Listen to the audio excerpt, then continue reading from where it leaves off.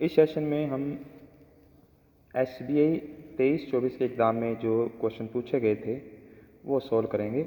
ये जो क्वेश्चंस हैं वो आपके मेमोरी बेस्ड एग्ज़ाम से लिए गए हैं। तो अगर कोई भी स्टूडेंट मेरा लाइव बैच या रिकॉर्डेड बैच लेना चाहता है तो मुझे वो इस नंबर पर व्हाट्सएप मैसेज कर सकता है। उस पर आपको लाइव बैच और रिकॉर्डेड बैच की डिटेल मिल जाएगी। तो मैं आपको इस सेशन में अर्थमेटिक के 5 क्वेश्चन सॉल्व करवाऊंगा जो कि आपके मेंस एग्ज़ाम में पूछे गए हैं स्टेट बैंक ऑफ इंडिया। ये मेमोरी बेस्ड एग्ज़ाम पेपर से लिए गए क्वेश्चन हैं। तो फर्स्ट क्वेश्चन देखते हैं।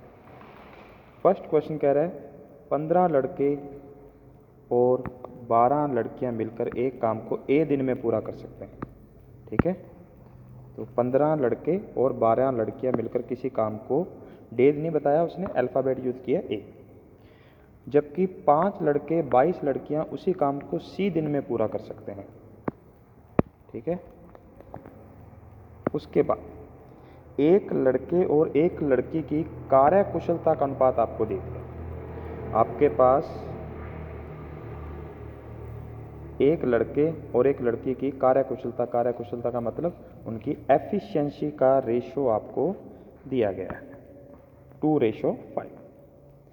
तो ये कह रहा है ए प्लस सी का संभावित मान ज्ञात करें जहां ए और ए धनात्मक पूर्णांक पॉजिटिव इंटीजर। इसका मतलब है कि ए और सी की वैल्यू एक तो पॉजिटिव आएगी। पहली बात तो डेज कभी नेगेटिव हो नहीं सकते।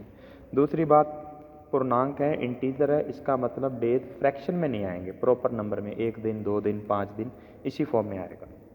तो देखो टाइम एंड वर्क वाले चैप्टर में आपको कुछ बेसिक की पॉइंट ध्यान रखते होते हैं। शुरू में 15 लड़के 12 लड़कियां किसी काम को कर रहे थे, उसके बाद उसी काम को 5 लड़के और 22 लड़कियां पूरा करते हैं। तो यहाँ पर आपका जो इम्पोर्टेंट पॉइंट निकल के आता है वो निकल के आता है टोटल वर्क क्या है, सेम। दोनों केस में जो काम हुआ है वो सेम होगा। तो ये इस क्वेश्चन का हिंट है, यहाँ से क्वेश्चन आपका आगे चलेगा। अब टोटल वर्क 15 लड़के काम करते हैं जिनकी एफिशिएंसी कितनी है 2। एक लड़के की एफिशिएंसी 2 है, boys ratio girl 2:5। First case में लड़के हैं 12 और लड़के हैं 15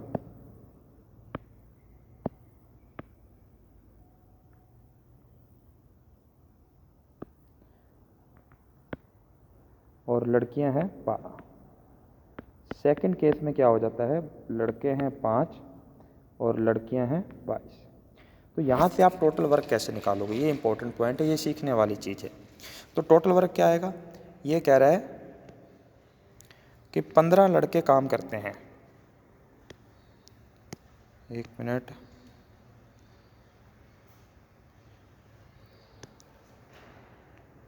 पंद्रह लड़के काम करते हैं जिसमें से एक लड़के की एफिशिएंसी 2 है। तो लड़कों ने कितना काम किया होगा, 15 ने 30 फर्स्ट केस में।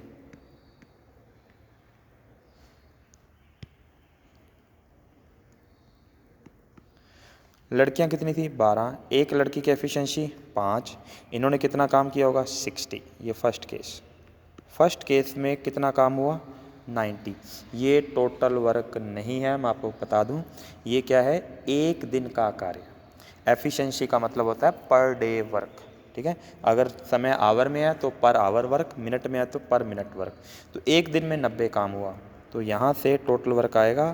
काम कितने दिन चला था, ए दिन, तो टोटल काम कितना हुआ 98। अब सेकंड केस पे चलते हैं। सेकंड केस में लड़के हैं 5 और लड़कियां हैं 22। तो एक लड़के की एफिशिएंसी कितनी है 2, तो काम कितना होगा 10।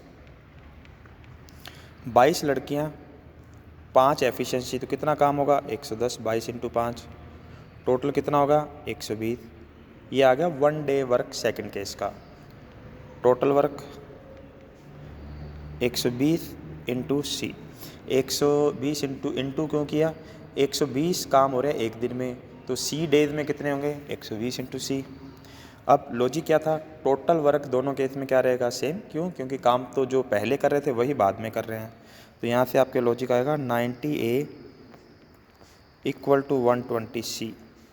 यहाँ से आपके पास ए और सी की वैल्यू क्या आ जाएगी, A/C इक्वल टू 4/3। तो यहाँ से आपके पास ए और सी का जो रेशो आ गया वो आपके पास आ गया 4/3। अब आगे क्वेश्चन में देखते हैं इसने क्या पूछा हमसे।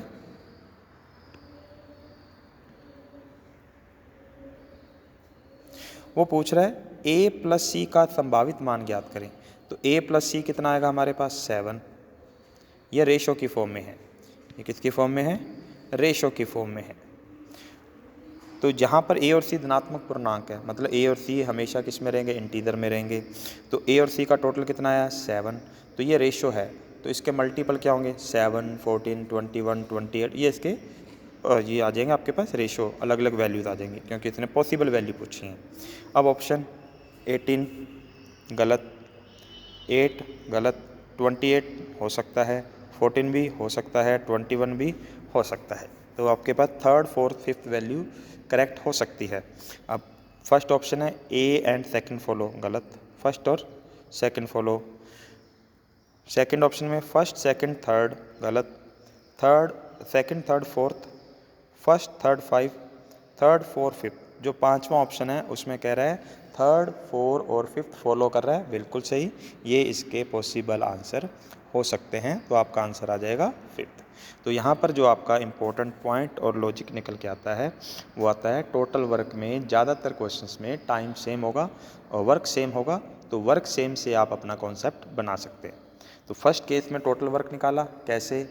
Number of boys into efficiency into days. Second case में कैसे निकाला? Number of boys into efficiency into day. तो इस तरह से हमने टोटल वर्क दोनों निकाले, दोनों को इक्वेट किया और हमारा रिजल्ट आ गया। सेकेंड क्वेश्चन पे चलते हैं। ये आपका एवरेज बेस्ड क्वेश्चन है। इसमें कह रहा है 8 व्यक्ति हैं, इसने बता दिया कितने स्टूडेंट्स हैं? 8 व्यक्ति। कि एक समूह की औसत कमाई कितनी है? 25। तो आपके पास नंबर भी है, एवरेज भी है, तो यहाँ से आप इजीली टोटल निकाल सकते हो और डेटा भी सिंपल है, कोई हाई लेवल डेटा नहीं है। समूह में सबसे अधिक कमाई करने वाले और सबसे कम कमाई करने वाले व्यक्ति के बीच का अंतर कितना है? 45। ये कह रहा है कि जो सबसे ज़्यादा कमाई करेगा और जो सबसे कम कमाई करेगा उनका जो डिफरेंस है वो है 45। और ना मुझे हाईएस्ट के बारे में अभी कोई नॉलेज है, ना ही मुझे लोवेस्ट के बारे में नॉलेज है। तो आगे बढ़ते हैं। यदि सबसे अधिक और सबसे कम कमाई करने वाले व्यक्ति को निकाल दिया जाए, तो यहाँ से आपका पॉइंट निकल के आता है। तो यहाँ से आगे क्वेश्चन अब शुरू करते हैं थोड़ा सा। शुरू में कितने पर्सन थे? 8, एवरेज था 25। अब उसने क्या दिया? हाईएस्ट और लोवेस्ट को निकाल दिया। नंबर ऑफ स्टूडेंट्स कितने रह गए? 6। नंबर ऑफ पर्सन कितने रह गए? 6। तो समूह की औसत कमाई 2.5 रुपये की कमी आती है। तो समूह का जो एवरेज था वो 2.5 रुपये से क्या हो गया? कम। पहले था 25, अब कितना आएगा? 22.5। ये इसने कहा है। अब यहाँ से हमारा क्वेश्चन आगे बढ़ सकता है। आगे क्वेश्चन को रीड करने की ज़रूरत नहीं है। ऐसा क्यों? क्योंकि मुझे हाईएस्ट और लोवेस्ट का डिफरेंस पता है। 8 का एवरेज है तो 8 का टोटल मिल जाएगा, 6 का एवरेज है तो 6 का टोटल मिल जाएगा। इससे मेरे पास जो 2 चले गए उनका टोटल मिल जाएगा। उनका टोटल पता है, उनका डिफरेंस पता है। यहाँ से मैं हाईएस्ट और लोवेस्ट की वैल्यू कैलकुलेट कर सकता हूँ। तो क्वेश्चन को आगे बढ़ाते हैं। यहाँ टोटल कितना आएगा? 200। 25 इंटू 8 कितना आ जाएगा? 200। 22.5 को 6 से गुना करेंगे तो ये आपका आ जाएगा 135।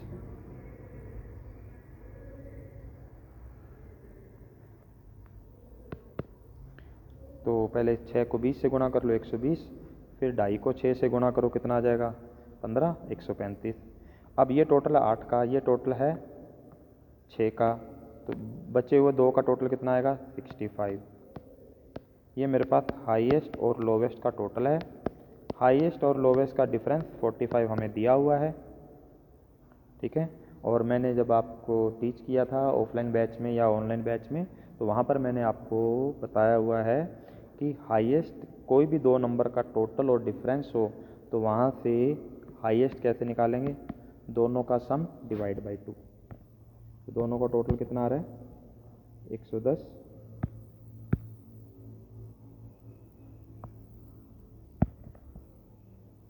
यहाँ से दोनों का टोटल आपके पास 110 डिवाइड बाई 2, ये तो आ गया हाईएस्ट। लोवेस्ट कैसे आएगा, दोनों का डिफरेंस डिवाइड बाई 2, ये हाईएस्ट और लोवेस्ट की वैल्यू आ गई। आगे मुझे नहीं पता क्वेश्चन में क्या फाइंड करना, हमने फाइंड नहीं किया, बट इस डेटा से हम ये रिजल्ट निकाल सकते थे। अब आगे बढ़ते हैं। निकाल दिया जाए तो समूह का औसत 2.5 रुपये से कमी आती है। यहाँ तक हमने क्वेश्चन सॉल्व कर दिया। समूह की औसत कमाई ज्ञात कीजिए जब 3 व्यक्ति जिनकी कमाई का योग, अब देखो यहाँ पर ध्यान से पढ़ना, अक्सर एग्जाम में यही गलती होगी कि यहाँ पर लिखा है योग, हम इसे एवरेज पढ़ लेते हैं। तो ये कह रहे हैं समूह की औसत कमाई फाइंड करनी है, हमें फाइंड करना है एवरेज। कब, जब 3 व्यक्ति जिनकी कमाई का योग सबसे अधिक कमाई करने वाले व्यक्ति के बराबर है। सबसे अधिक वाले की कमाई कितनी है, 55, तो उन 3 की जो चले गए उनका टोटल भी 55 है। तो समूह का टोटल कितना था, 200, उसमें से 3 चले गए जिनका टोटल कितना है, 55, रिमेनिंग कितना बचा, 145।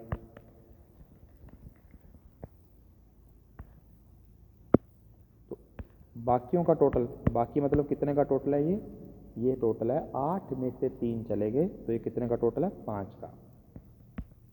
तो यहाँ से आ जाएगा आपके पास 29। तो बाकी 5 का एवरेज कितना आया, 29। यही इसने आपसे पूछा था। उम्मीद करता हूँ क्वेश्चन अच्छे से समझ आया होगा। नेक्स्ट देखें।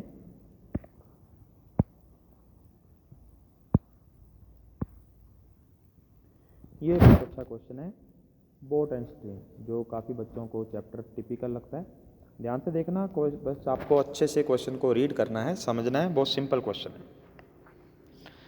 फर्स्ट लाइन में क्या कह रहा है, वो कह रहा है धारा के अनुकूल। धारा के अनुकूल मतलब डाउनस्ट्रीम, P किलोमीटर तय करने में लगा समय।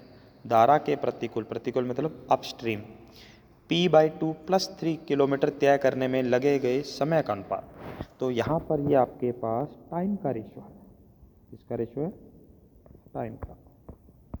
कौन सा टाइम, डाउनस्ट्रीम, अपस्ट्रीम, 5/12। अब यहाँ पर एक चीज़ ध्यान रखनी है,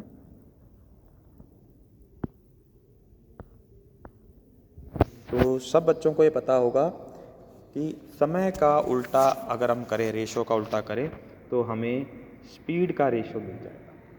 ऐसा सही है, बट ऐसा तब सही है जबकि डिस्टेंस कैसी हो, सेम।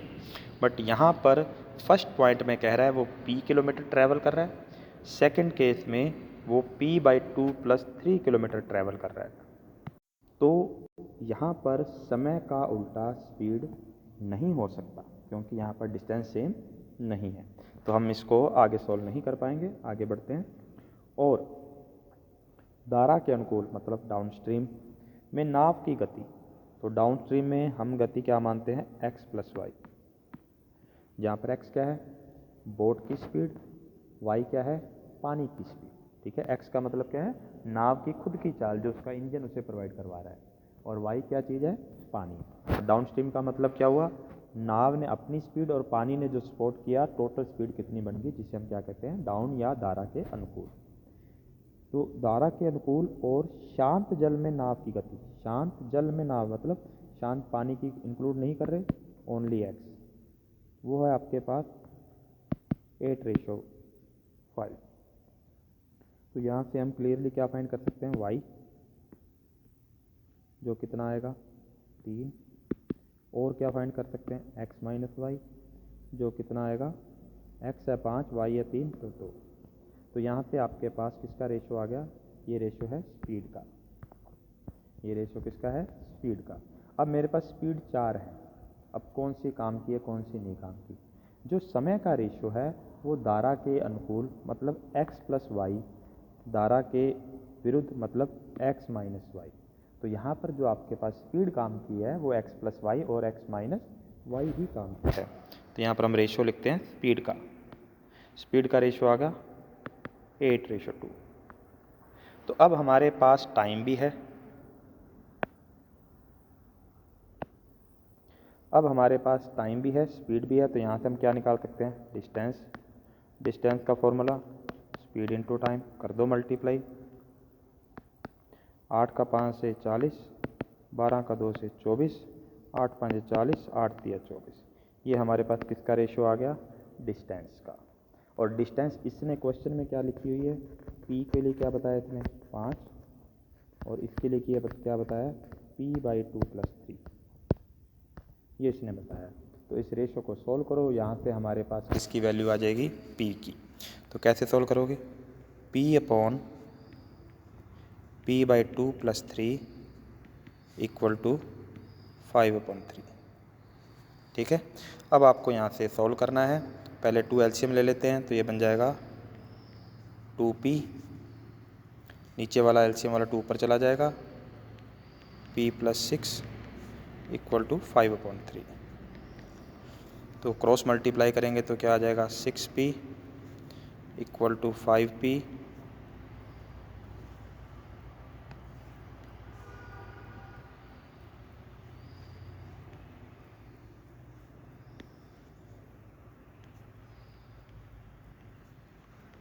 प्लस में 30। तो यहाँ से 5p लेफ्ट में जाएगा तो क्या बच जाएगा? p equal to 30। तो ये हमारे पास p की वैल्यू आ गई। अभी हमें नहीं पता क्या फाइंड करना है, जस्ट हमें p मिला है। आगे बढ़ते हैं। यदि धारा के प्रतिकूल मतलब आपके पास क्या आ गया? अपस्ट्रीम p-6 किलोमीटर, p मतलब 30 है, p-6 कितना आ जाएगा? 24 किलोमीटर। ठीक है, तो मैं यहाँ से इस रेशो को हटा रहा हूँ जगह की कमी की वजह से,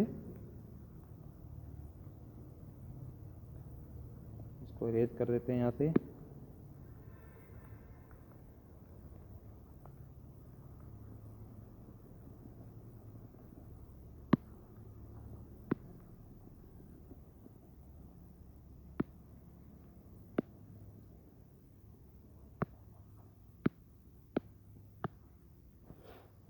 तो धारा के प्रतिकूल p-6 का मतलब कितना हो गया? 24 किलोमीटर। किलोमीटर तय करने में नाव द्वारा लिया गया समय धारा के अनुकूल लिए गए समय से 6 घंटे का अंतर है। तो दोनों में इसने टाइम का अंतर बता दिया। अब हमारे पास जो स्पीड का रेशो था वो था हमारे पास 8:2, या से आप 4:1 भी लिख सकते हो। ये किसका रेशो है? स्पीड का। ठीक है, अब यहाँ पर वो बता रहा है 24 किलोमीटर जाना है, दोनों केस में, अनुकूल भी 24, प्रतिकूल भी 24। अब यहाँ पर डिस्टेंस कैसी है? सेम। अगर डिस्टेंस सेम है तो स्पीड का उल्टा क्या आएगा? टाइम, 1:4। टाइम का डिफरेंस कितना है? 3। आवर में कितना बताया? 6। 1 की वैल्यू कितनी आई? 2। तो यहाँ पर यह आ गया 2, और यहाँ पर आपके पास आ गया 8। तो यहाँ पर आपके पास समय आ चुका है, अनुकूल जाने में लगेंगे 2 घंटे और प्रतिकूल जाने में लगेंगे 8 घंटे। यहाँ से आप इजीली डिस्टेंस स्पीड कैलकुलेट कर सकते हो। 24 किलोमीटर जाना था 2 घंटे में, तो स्पीड कितनी आई? 12 किलोमीटर पर आवर। यहाँ पर 24 किलोमीटर जाना है 8 घंटे में, तो स्पीड कितनी आएगी? 3 किलोमीटर पर आवर। ठीक है, आगे बढ़ते हैं। तो 5 घंटे में शांत जल में नाव द्वारा तय की गई दूरी। अब यहाँ पर जो हमें डिस्टेंस कवर करनी है वो 5 घंटे में कवर करनी है, और शांत जल में। यहीं बच्चे गलती करते हैं, लैंग्वेज अच्छे से पढ़नी है। अब हमारे पास जो डिस्टेंस है वो अनुकूल और प्रतिकूल की है, तो यहाँ से हम शांत जल निकालेंगे। तो मैंने आपको भी पीछे बताया था, कभी भी दो संख्याओं का जोड़ और अंतर आपको पता हो, दोनों को जोड़कर 2 से भाग हाईएस्ट आ जाएगा, घटाकर लोवेस्ट आ जाएगा। यहाँ भी यही बनता है आपका लॉजिक, इसमें भी आपका यही लॉजिक बनेगा। डाउन स्ट्रीम का मतलब क्या आपके पास? x + y। अप स्ट्रीम का मतलब क्या है आपके पास? x - y। तो x + y कितना है? 12। x - y कितना है आपके पास? 3। तो दोनों को जोड़कर 2 से भाग, वहाँ से क्या आएगा? पानी की स्पीड, क्योंकि पानी की स्पीड बोट से पानी की नाव की स्पीड हमें ज्ञात करनी है शांत जल में, तो यहाँ से आपके पास नाव की स्पीड आ जाएगी और नाव की स्पीड शांत जल से क्या होती है, हमेशा ज़्यादा होती है। तो 12 और 3, 12 + 3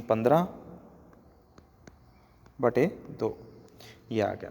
और समय कितना है, 5 × 5, ये आ जाएगा 75/2, 37.5 डी ऑप्शन। ठीक है, उम्मीद करता हूँ क्वेश्चन अच्छे से क्लियर होगा। तो आपको मैं दोबारा रिपीट करता हूँ क्वेश्चन को कैसे पिक किया जाता है। फर्स्ट लाइन में आपके पास क्या बता रहा था, डिस्टेंस दी थी, दोनों अलग अलग थी, साथ में रेशो किसका था, टाइम का। तो वहाँ से मुझे पास टाइम का रेशो मिल गया, उसको पढ़ रहने तो कोई काम नहीं आएगा। अगर टाइम का उल्टा करते तो स्पीड का आ जाता, स्पीड से एक्स और वाई अलग अलग आ जाते, बट वो ऐसा नहीं हो रहा है यहाँ पर। उसके बाद नेक्स्ट लाइन में जो आपको बता रहा था वो उनकी स्पीड का रेशो बता रहा था। तो मुझे जो स्पीड चाहिए वो x + y और x - y चाहिए, वो मैंने फाइंड की। उस रेशो को मैंने टाइम से मल्टीप्लाई किया, तो वहाँ से डिस्टेंस आ गई। डिस्टेंस के लिए इसने लॉजिक दिया था, तो रेशो को उससे कंपेयर करके मैंने p की वैल्यू फाइंड की। p की वैल्यू फाइंड होने के बाद नेक्स्ट लाइन में जो दोबारा रेशो टाइम का डिफरेंस बता रहा था, बट उस केस में डिस्टेंस सेम थी, तो स्पीड का रेशो मेरे पास आई, स्पीड का उल्टा क्या बन गया, टाइम, वहाँ से आपके पास टाइम मिल गया। डिस्टेंस थी, वहाँ से आपके पास स्पीड km/h में आ गई। ठीक है, नेक्स्ट देखें, ये आपका मिक्सचर वाले चैप्टर से क्वेश्चन है। ये सिंपल क्वेश्चन है, इसको डायरेक्ट आप डेटा सोल्व करोगे तो भी आपका इजीली आंसर आ जाएगा। ये कह रहा है बर्तन में 60 लीटर मिश्रण है जिसमें 80% दूध बाकी पानी है। तो हमारे पास 60 लीटर है,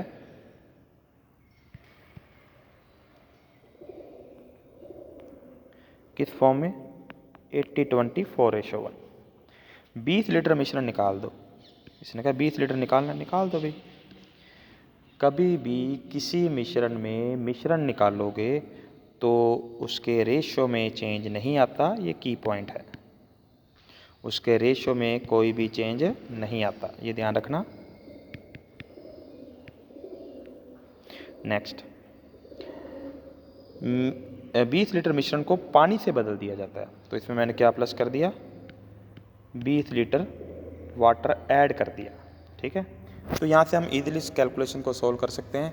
आपको रेशो की कोई ज़रूरत नहीं पड़ रही, अगर रेशो की ज़रूरत भी पड़ेगी तो वो भी मैं आपको बताऊँगा आगे कैसे सॉल्व करते हैं। ठीक है, तो यहाँ से आपके पास अगर सॉल्व करोगे 4:1 में बांटोगे तो कितना आएगा, 32 और 8, और पानी कितना मिला दिया, 20, पानी कितना हो गया, 28, और नया रेशो 8 चौका 32 और 7 चौका 28, 8:7। 8 की टेबल से कट जाएंगे, और 4 की टेबल से कट जाएंगे दोनों, ये नया रेशो आ गया। अब 40 लीटर में 20 लीटर मिलाया है, तो टोटल मिश्रण कितना होगा, 60 लीटर, जिसमें दूध और पानी का अनुपात है 8:7। और फिर मिश्रण में से 15 लीटर निकाल दिया, निकाल दो, -15, बचा कितना, 45। रेशो में कोई भी चेंज नहीं आएगा, ध्यान रखना। यदि बचे हुए मिश्रण में x लीटर पानी मिलाया जाए, कितना पानी मिलाना है, x लीटर पानी, तो अब इसमें आपको ऐड करना है पानी, तो 45 है 8:7 में। अब इसमें x लीटर क्या मिलाना है, पानी, ऐड कर दो, टोटल क्या रहेगा, 45 + x। अंतिम मिश्रण में दूध और पानी का अनुपात बराबर हो गया, मतलब 1:1, ये आपके पास आ गया। तो x का मान ज्ञात करो। तो अब यहाँ पर देखो आपके पास पानी मिलाया लास्ट में, तो इसका मतलब आप कह सकते हो पानी मिलाने से पहले दूध की मात्रा और मिलाने के बाद दूध की मात्रा क्या रहेगी, सेम। तो दूध को सेम करो, तो यहाँ पर दूध है 8, यहाँ पर कितना है 1, इसे 8 बना लो। मैंने रेशो को किससे मल्टीप्लाई कर दिया, 8 से।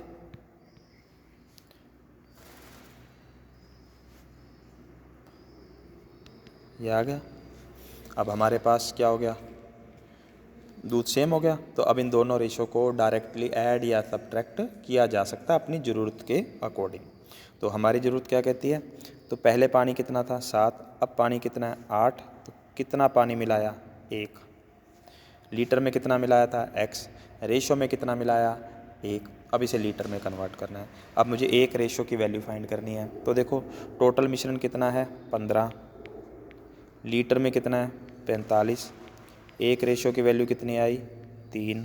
तो 1 रेशो कितना आया 3। 1 रेशो क्या था जो पानी मिलाया, पानी कितना मिलाया था x। तो आपके पास कितना क्या आंसर आ गया 3, फर्स्ट ऑप्शन। ठीक है, तो ये आपका था मिश्रण वाला क्वेश्चन। तो यहाँ पर लास्ट पॉइंट निकल के आता था पानी मिलाने के बाद दूध की वैल्यू क्या रहेगी सेम। तो दोनों रेशो में दूध को सेम करो। नेक्स्ट देखें, ये कह रहा है ए और बी ने अपने मासिक वेतन का 40% खर्च किया। तो ए ने भी 40 खर्च किया है और बी ने भी 40 खर्च किया। तो ये ए चल रहा है, तो ए की इनकम 100 थी, 40 खर्च, 60 सेव।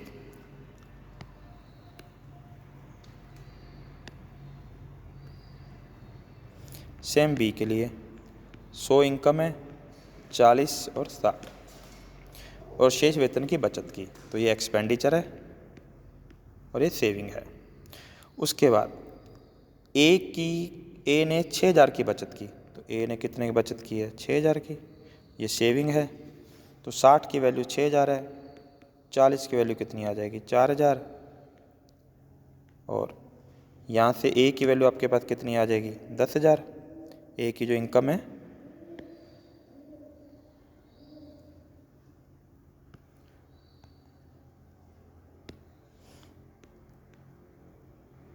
ये इनकम आ गई। आगे बढ़ते हैं। And out of total expenditure A and be spend 20 and 30% on food. तो ए ने जो खर्चा किया है, ध्यान से पढ़ना क्या लिखा, टोटल एक्सपेंडिचर ए का 4000, उसका 20% उसने फूड पे खर्च किया है 800। बी ने कितना किया 30, पता नहीं। ठीक है, and food and invested the remaining amount. तो देखो ए ने जो रिमेनिंग अमाउंट है जो खर्चा किया था, एक्सपेंडिचर की बात कर रहे हैं ना, खर्चे का 20% खाने पे और बचा हुआ कितना 3200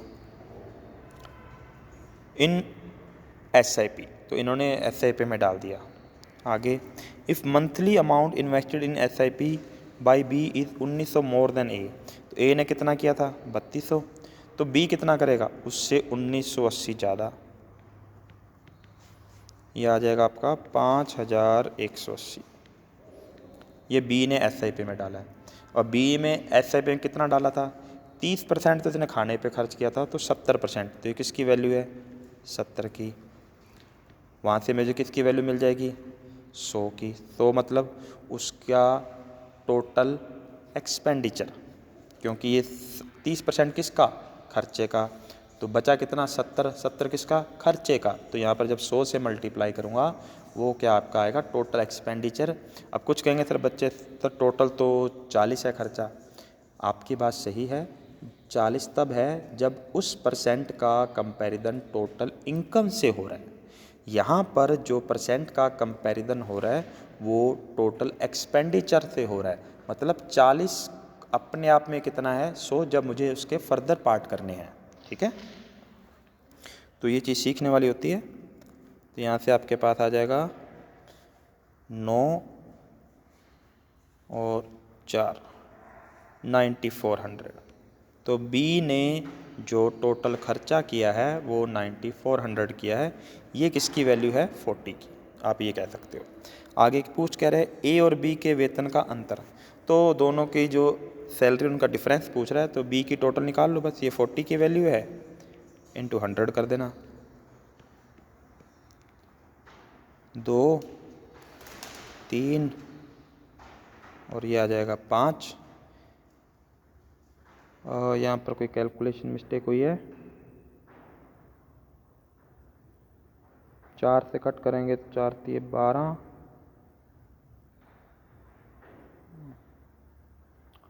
एक मिनट यहाँ पर गलत कर दिया कैलकुलेशन, 0 से 0 कट जाएगी, यहाँ से 4 दूनी 8, 4 3 12, 4 5 20, सही है 23,500। कोई कैलकुलेशन मिस्टेक कर दी यहाँ पर, 800, 3200, 42 और 9, 51, 80, ये भी सही है। ओहो, यहाँ पर 7 आना था। चलो यहाँ पर थोड़ी सी कैलकुलेशन मिस्टेक है, वो यहाँ पर मैंने कैलकुलेशन मिस्टेक कर दी। 7 से कट करना था, 7 लिखना था, 9 लिख दिया।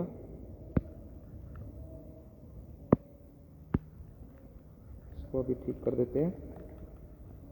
तो ये बहुत सिंपल क्वेश्चन है, थोड़े से लेंथी जरूर हैं एग्ज़ाम पर्पज़ के लिए, बट अगर एग्ज़ाम में अच्छे से रीड करोगे, डेटा साथ साथ सोल्व करोगे तो सिंपल लगेगा आपको।